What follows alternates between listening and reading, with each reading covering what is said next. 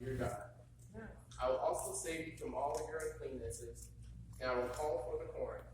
I will increase it, and lay no famine upon you. And I will multiply the fruit of the tree, and the increase of the field, that you shall receive no more reproach of famine among the heathen. Then shall you remember your own evil ways, and your doings that were not good. And you shall load yourself in your own sight for your iniquities, and for your abominations. And within this passage of scripture that Ezekiel is presenting, the Lord is talking to the land of Israel and prophesying about future promise that he's willing to make with them.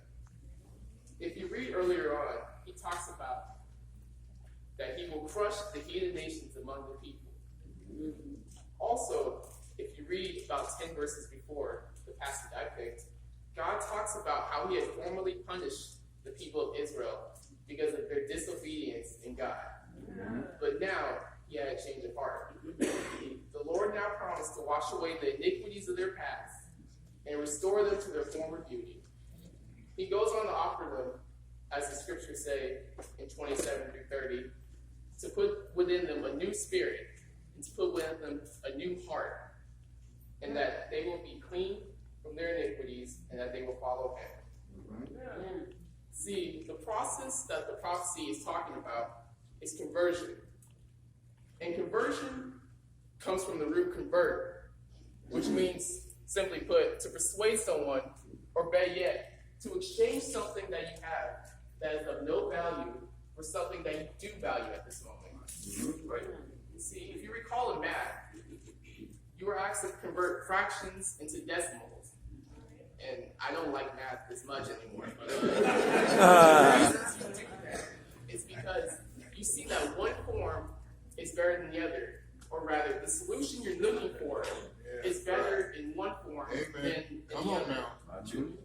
And in order for you to see the angle in which I'm directing my lesson, I first want to ask you to imagine that we're in a pawn shop.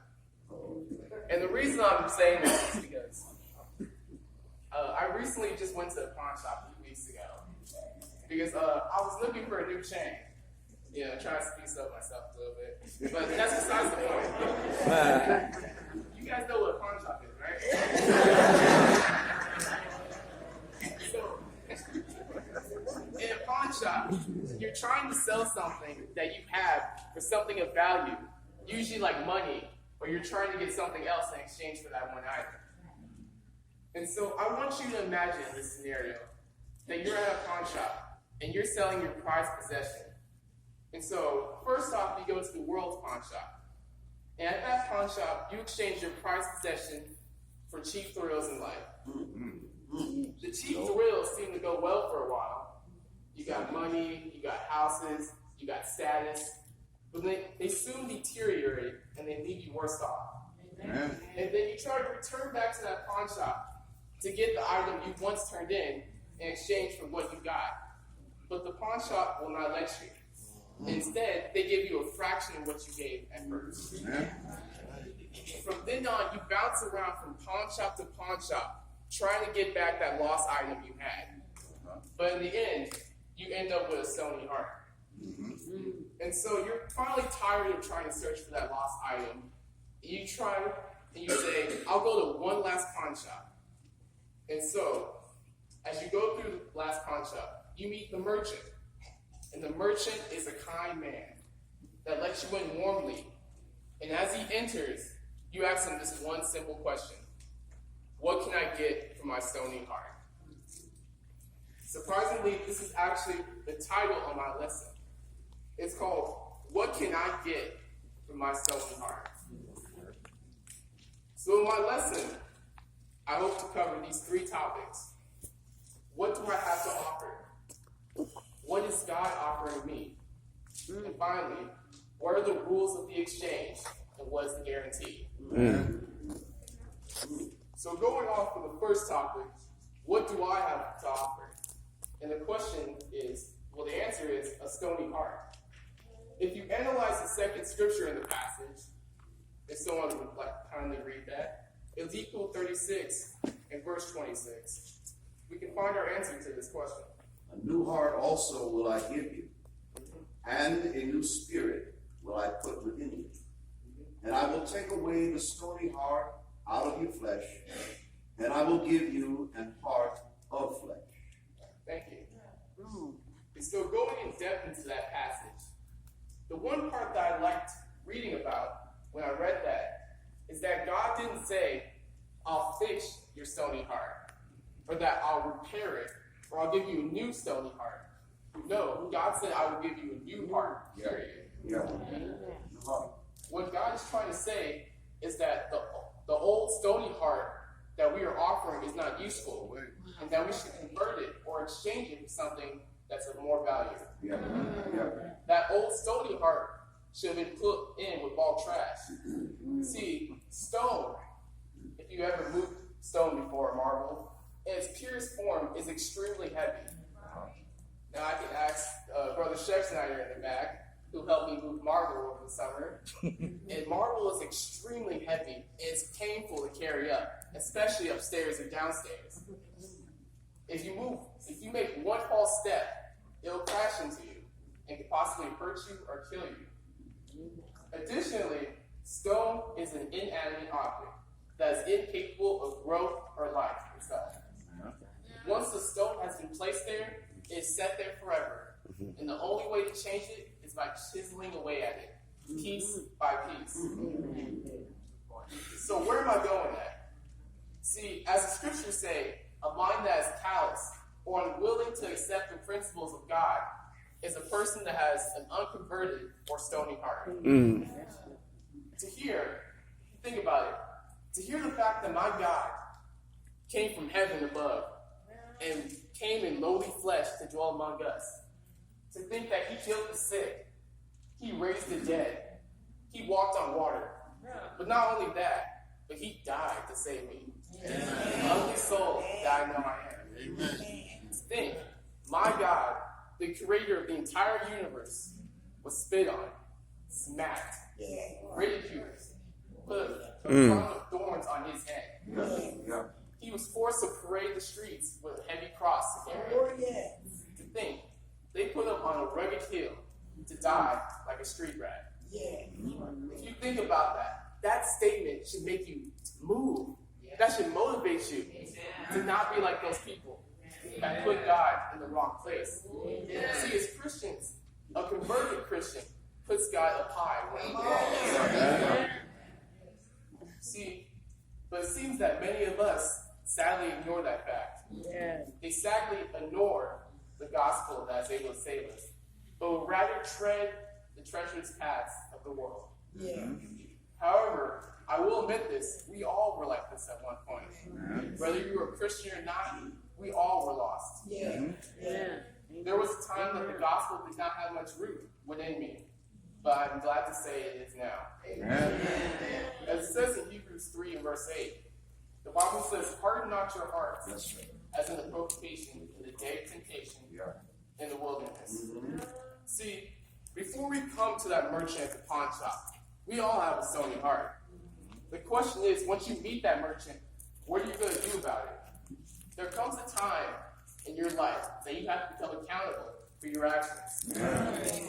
You have to realize that God gives you responsibilities with the body that he lets you rent. If you know anything about loans or renting out something, you want it to be returned to you in the best way possible.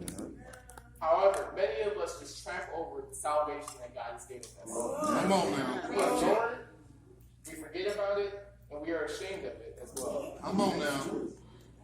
However, that's something that non-Christians are supposed to be like. But why does it seem like many of us are like that as well? If you read Ephesians 4, 17 through 19, the Bible says, This I say therefore, and testify in the Lord, that you henceforth walk not as other Gentiles walk, in the vanity of their mind, having an understanding darkened, being alienated from the life of God through the ignorance that is in them, because of the blindness of their heart, who being past feeling have given themselves over unto lasciviousness, to work all uncleanness and greediness. Come on now. See, you can't get far in this life with a stony heart. You have to exchange it. You have to convert it into something that's useful to God. to my second point. What is God offering me? Well, he's offering you a new heart. If you want to possibly understand God's offer, you first must be instructed in his contract. Hopefully, before you make any business deal with anyone, there should be a contract, or there should be a set of written rules that both parties understand. That if I do this, you must do this. As Christians, to be converted, you must be instructed of God's manual. When you sign a deal, you first believe that person and the truth that he's selling off, and then you sign consent. But I'll go later into that, but that is actually the plan of salvation. But focusing more on Ezekiel 36 and verse 26, the second promise, or the promise that God offers, is to wash away our iniquities. However, while washing away our sins is the first step in being converted, it is not just the beginning. Let me rephrase that. It is the beginning. It is not the end of your salvation. It seems that a lot of people can give lip in the church, but can't live script. You can quote John 3:16. You can quote Genesis 1:1. Or are you living what John 3:16 says? Can you live according to how Jesus lived? Not only can you say it, but can your actions show me that you really believe as well? As I've elaborated before, are you living according to the promise that God gives to us all? Many Christians come here to the building, and they go along with the motions so well that we assume that their life is converted. We assume that they're doing well off because they sing pretty well, they give pretty well, they pray pretty well. But is their life truly converted? In reality, if you look at them, their heart is a pit of sin, where they allow evil thoughts to constantly fester and grow. And also their tongue is a sword that not only curses and tears people down, but also pierces themselves. As it reads in Titus 1 and verse 16, somebody can go there really quick so I can make a point. Titus 1 and verse 16. They profess that they know God, but in works they deny him, being abominable and disobedient, and unto every good work reprobate. So it appears that they know God. It appears that they believe in God. But is their life actually evident of such things? In this hypothetical promise, in this pawn shop that I mentioned earlier, God is offering us the deal of a lifetime. Not only is he giving you the opportunity to replace that stony heart you had, he's also giving you a new heart. And along with that, he's also giving you a place to stay. And I know God, and he doesn't live in a measly shack on the corner. My Lord lives in a very, very upscale mansion. And he's willing to let you abide with him. However, like with any contract, there's a catch. As it reads in John 3 and verse 3, Jesus answered and said unto them, Verily, verily, I say unto you, except a man be born again, he cannot see the kingdom of God. And so, I have a random question for you all. Do any of you know the meaning behind the word Phoenix? Why this great hot city is called Phoenix, of all places? Well, if you dive into the mythology, Greek and Chinese mythology, of the phoenix, it is a bird that represents beauty and is majestic, wild, and free. And it also represents fire and immortality.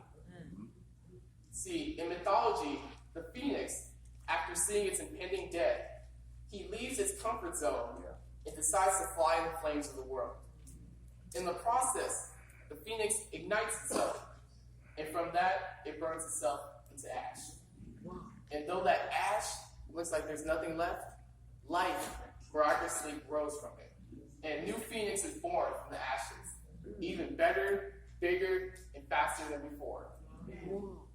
And so going back to the origin of Phoenix, the person that's said to establish this hot, barren city, realize that if you were able to put effort, you were able to toil and grant the soil in Phoenix. Fruit does produce here. Corn and many other things. And so this city can be inhabitable.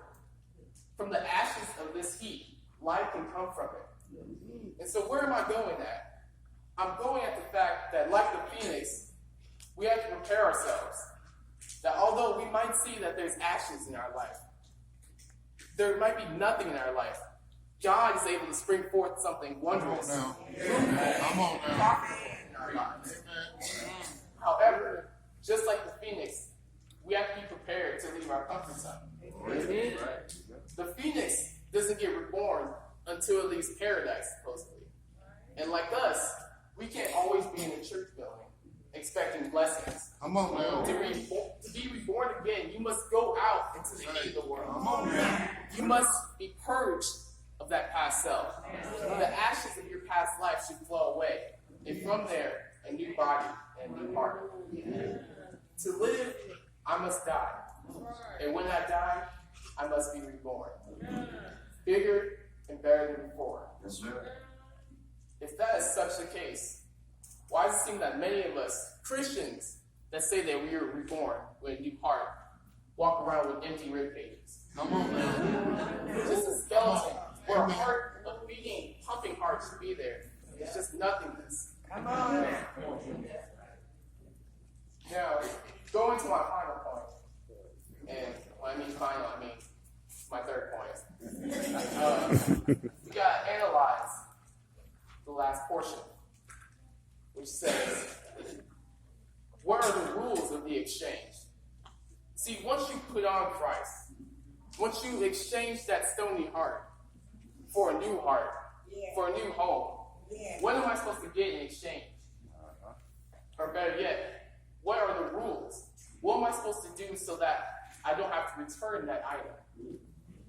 Bible says in the passage I read that his word will cause you to follow his statutes. And not only to follow them, but to do them. Amen. As it reads in Romans 6, verse 13, neither yield ye your members as instruments of righteousness unto sin, but yield yourselves unto God as those that are alive from the dead, and your members as instruments of righteousness unto God. And if you go to Romans 12, and verse 1 and 2, Yes, sir. the Bible says that we're supposed to present ourselves as living sacrifices. Living implies that you are currently alive, that there is currently hope within you. Yeah. As Christians, there should always be hope. There's always a chance for a better tomorrow. In the end, there's always more coming. But it also says in verse 2 that we are supposed to be transformed Yes, sir. by the renewing of your heart and your mind. Exactly. But how is this process supposed to happen? How are we supposed to be renewed and our minds supposed to be transformed? Well, you have to abide by the contract. Amen. You have to abide in Christ. Amen. To emphasize my point, can somebody read for me John 15, verses 1 through 4? Oh, boy. Just to illustrate the strength of abiding in God's grace and mercy. It says, I am the true God, and my Father is the husbandman. Every branch in me that beareth not fruit, he taketh away. And every branch that beareth fruit, he purges, that it can bring forth more fruit. You know? That's good enough. Next.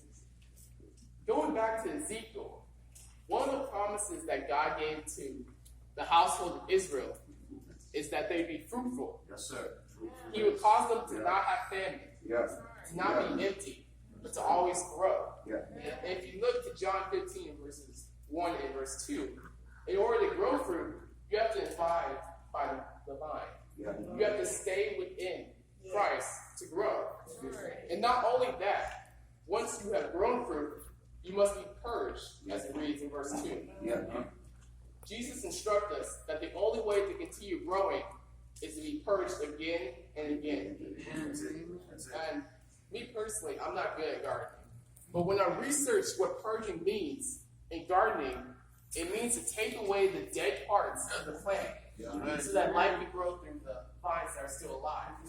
Meaning, take away everything that's not useful so that what is useful can continue to develop and strengthen.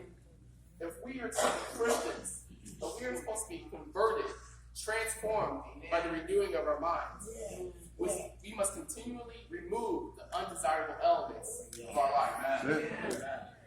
In addition, God says that if you abide with Him, as it is reading in Ezekiel, you will grow to hate your past life.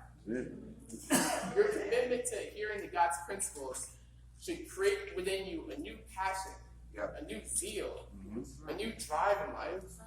You're not motivated by the drive of the world, but you're motivated by Christ. You're motivated by His sacrifice to give to others that are in need, to love your brothers and sisters, to love your enemies as well, to give your life for them as well.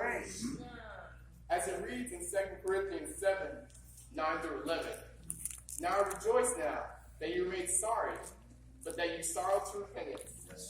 That you're made sorry after a godly matter, that you might receive damage by us in nothing. For godly sorrow works repentance and salvation, not to be repented of, but the sorrow of the world works death. For behold, the selfsame thing, that you sorrowed after a goodly sorrow, what carefulness it brought in you, yea, what clearing of yourself, yea, what indignation, yea, what fear, yea, what vehement desire, what zeal, what revenge, all things that you will prove yourself to be clear.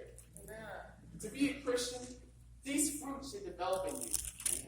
As it reads, what zeal, what vehement desire, there should be urgency in your life to do God's will. When you wake up, that should be a new chance to do something for Christ. I mean, we are encumbered by the world. We are encumbered to do things that the world wants us to do. But the main reason that you wake up should be to glorify God. And to worship Him. As it says in that verse, yea, what revenge. When it means revenge, it means seeking for justice. You should desire to do good. You should judge what is good. You can't let what this nation is doing right now, hurling itself into the evilness it is. As a Christian, you can't allow this world to take over you, but you should influence it to grow better. You should seek justice. You should seek God's mercy as well.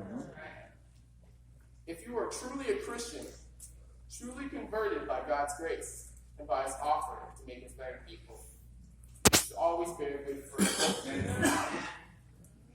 And also, we look back at it, at Matthew 18, verse 3, the scripture reads, it said, verily I say unto you, except you be converted, become as little children, you shall not enter the kingdom of heaven.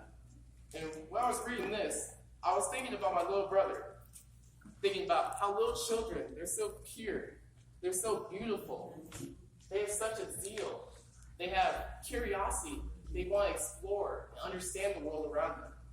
They seek direction. They want to be comforted when they're sick.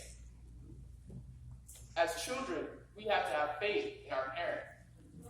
Our Father gives us nourishment and is willing to teach us children if we are willing to listen to Him. When you are a child, you don't have to worry about finding provisions in this life. Because you have faith that your Father will provide for you. A child, and when I mean child, I mean a good child, will listen to whatever their parent says. A well-behaved child knows honor and respect. They know their place in the world. Their Father is above them. Not the other way around. In order for true growth to occur as children, we have to let permanent death occur in our lives. In this spiritual walk with God, we have to put less attention in our outer life, but more in our inner man. As it reads in 2 Corinthians 4, verse 16, for which cause we faint not, but though our outward man perish, yet the inward man is renewed day by day. As Christians, as I was saying, as children, they seek to be like their parent. Usually when you're a little kid, you see your parent and they look perfect, usually. You aspire to be like them. And in my case, when I was a little kid, I wanted to be like my parents. And so, as children of God, we should aspire to be like him. Amen. As it reads in 2 Corinthians 3, verse 18, but we all, with open face, beholding as it is the glass, the glory of the Lord, are changed into the same image from glory to glory, even as by the Spirit of the Lord. What that means is that we should always look up to him. If you want to be like someone, you have to always look at them, so you can change how you are to be like them. As Christians, we have to change how we are. We have to put away that old us and look to God to change us to be new people. Amen.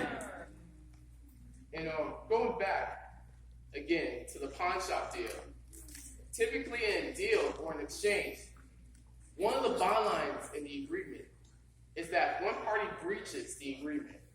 He or she usually has to pay a fine and or give back the item that he took from that store.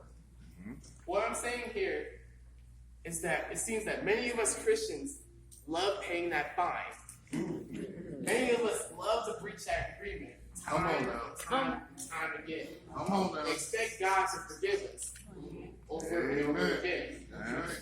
God is true in that he is willing to forgive us for our iniquity. But he can't forgive us if we can't forgive ourselves. If we don't grow, if we don't seek to fix that breach, there's no way that God can save us. It seems that we love to violate what God has said. And the worst part of it is, some of us don't even care about paying the cost. They're just like, I'll pay for it later. But as the scriptures say, the wages of sin is death. I don't think there's any fine in the world that I'd love to pay that's worth death. Amen. Come on now. So as Christians, we have to put away those fines. If we truly want to receive the offer that God is giving us, to give us blessings, to give us strength, to give us a new home, you have to be willing to abide continuously in his word. And finally, how do we know that God guarantees his offering? How do we know that God is willing to actually do what he says he will do? Well, if you read in 1 Corinthians 15, verses 51 through 53, God says that he'll change us from corruption to incorruption. He'll make us a new creature, as it reads in 2 Corinthians 5 and verse 17. And if someone can kindly go to Revelation 2 and verse 10. God said that he's willing to give us a crown of life, but we endure the tribulation of this world.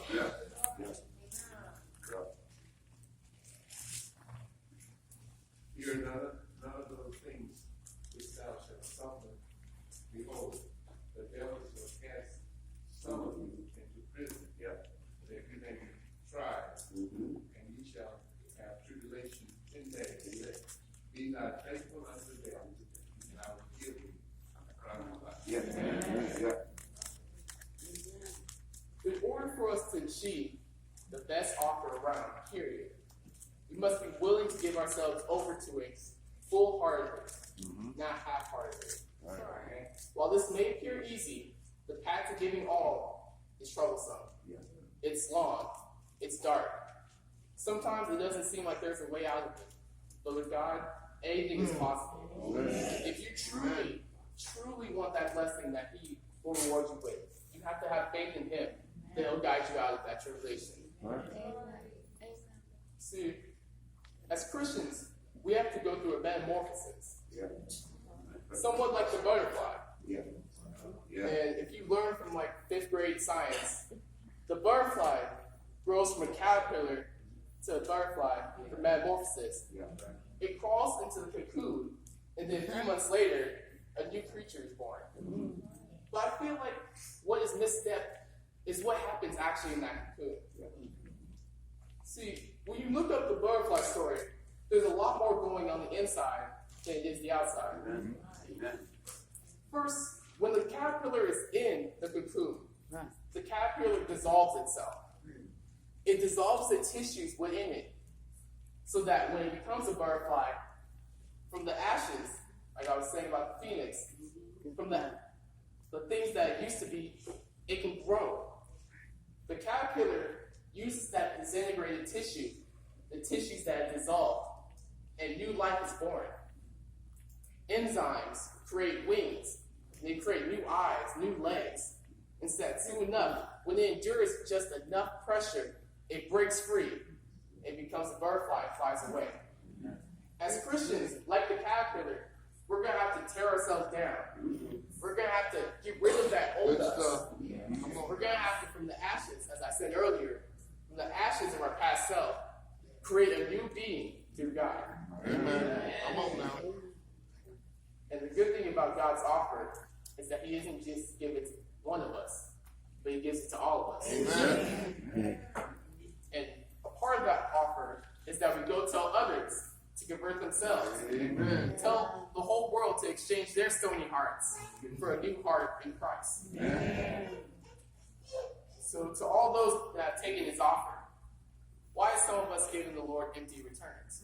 Amen. Come on now. See, if you had the cure to cancer, you would market it to the world. You'd cash from it, and you'd shout it from the hilltops. To think, if you had the key to human suffering, the end of all pain on this world, wouldn't you share it with everyone? To your family, your friends, even your enemies? Wouldn't you want to tell them how they can be free of pain? I might not have the answer to free pain on this world, but I have the answer to eternal life forever with God. God has given me that offer. And as Christians, you can't have empty returns. Amen. You should tell the whole world the offer that Christ has given us. That if you believe on his name, you shall be saved. Amen. It seems like in this world, people are trying to live forever, but not willing to make the effort for it. People are willing to take pills or take a whiff of this, but never actually trying to take the hard route, Amen. the fruitful route. As Christians, the easy route is not an option. The hard and durable way is the way to go. And as I close, I'd just like to look at the conversion of the jailer in Acts 16, verses 25 through 34. See, in that story, the jailer was supposed to be guarding Paul and Silas. And he was so sure of himself that he had his job down, that he put them in the inner parts of the prison. And not only that, but he fastened their feet. And on top of that, he slept on the outside of the door, thinking there is no way that these people will escape.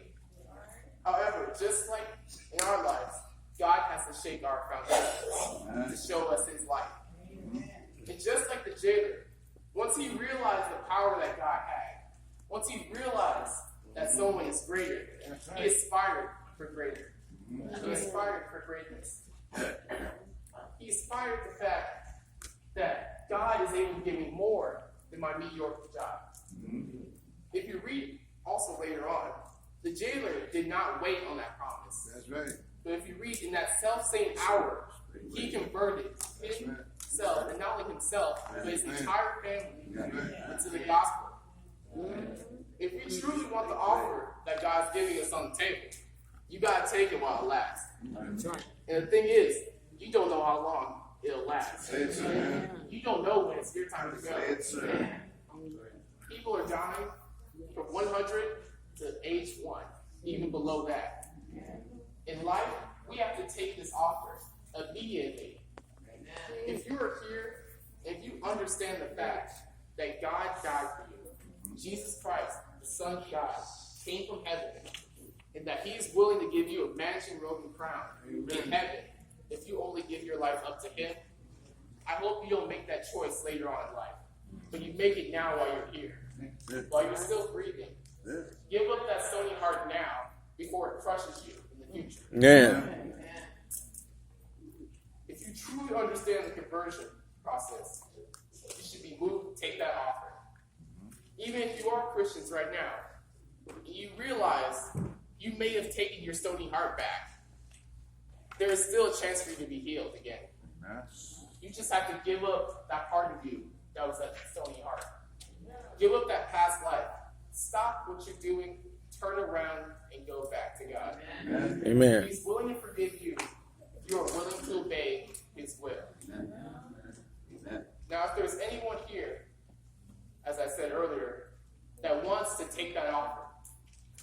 want to get rid of the stony heart that's crushing you right now. There is a plan of salvation, as I mentioned earlier. First, you got to hear the promise of God, which is the gospel. Yes, sir. Romans 10, verse 17. So then faith comes by hearing, and hearing by the word of God. Then you must believe the person who is giving you that offer. You must believe that Jesus Christ truly is the Son of God and is willing to give you a mansion robe crown. Mark 16 and verse 16. He who believes and is baptized will be saved, but he who does not believe will be condemned. So you have to repent of your past life and your past mistakes in this lifetime. Acts 2, verse 38. And Peter said unto them, repent, and let every one of you be baptized in the name of Jesus Christ, for remission of your sins, and you shall receive the gift of the Holy Spirit. So you must confess, Romans 10, 9 through 10. That if you confess with your mouth the Lord Jesus, and believe in your heart that God has raised him from the dead, you will be saved.